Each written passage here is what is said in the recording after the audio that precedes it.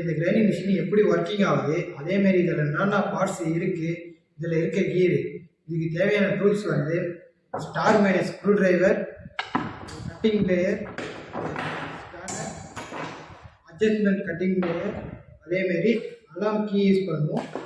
இது வந்து டெஸ்ட் பண்ணுறதுக்கு வந்து மல்டிமீட்டர், பவர் சப்ளை.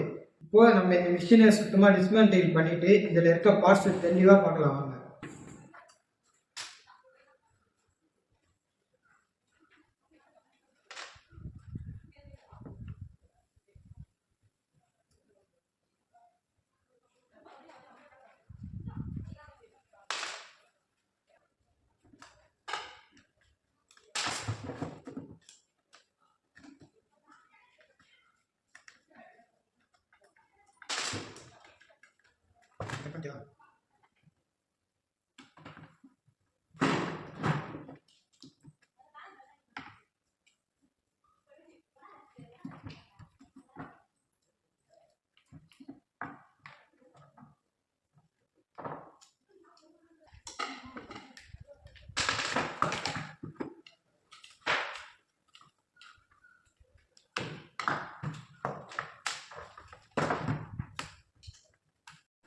இப்போ நம்ம இதோட காம்பனன்ட்ஸ் எல்லாத்தையுமே தனியாக பிரிச்சுட்டாச்சு. இப்போ இந்த காம்பனன்ட்டை பற்றி டீட்டெயிலாக பார்க்கலாம்.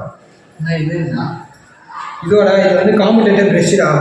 இந்த ப்ரெஷ்ஷு மூலிமா தான் நம்ம ஆர்மேச்சருக்கு சப்ளைவே கொடுப்போம். இந்த ப்ரெஷ்ஷிங்க டச் ஆகிறது மூலிமா தான் நமக்கு சப்ளைவே போகும். அதுதான் இந்த ப்ரெஷ் யூஸ் பண்ணணும். இதில் கொடுக்காம இதில் கொடுக்கணும். இந்த வைண்டிங்கில் டேரெக்டாக கொடுக்காம ப்ரெஷ் மூலிமா இது கொடுக்குறது இல்லையா? இப்போ வைண்டிங்கில் நம்ம கொடுக்குறதுனா ஒயர் மூலிமா தான் கனெக்ட் பண்ணுவோம். அப்படி இந்த ஆர்மேச்சர் வந்து இப்படி ரொட்டேக்ட் ஆகும்போது என்ன ஆகும்னா ஒயர் கட் ஆகிடும். அந்த கட் ஆகிறத தடுக்கிறதுக்கோசரம் நம்ம கார்பன் ஸ்லாட் வச்சு ப்ரெஷ் மூலிமா நாங்கள் சப்ளை கொடுக்குறோம்.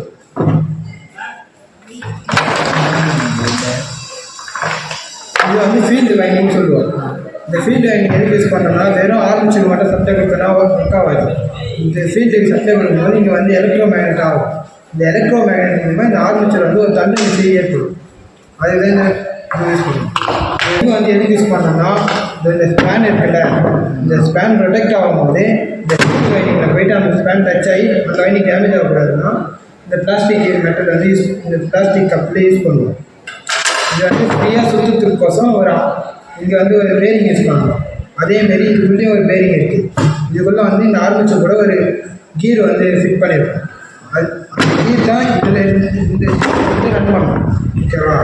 நீ இந்த கீரை சுற்றுறதுனால ஆர்மேச்சர் ரொட்டேக்ட் ஆகும். நீ ஆர்மேச்சரை சுற்றுறதுனால அந்த கீர் ரொட்டேக்ட் ஆகும். அதெல்லாம் சுற்றி ரொட்டேக்ட் ஆகுதான். இதுதான் இதோட மெக்கானிசம். இப்போ நம்ம எல்லாத்தையும் இதை ரீஅசம்பிள் பண்ணிவிட்டு இதோட அவுட்புட்டு நம்ம செக் பண்ணலாம்.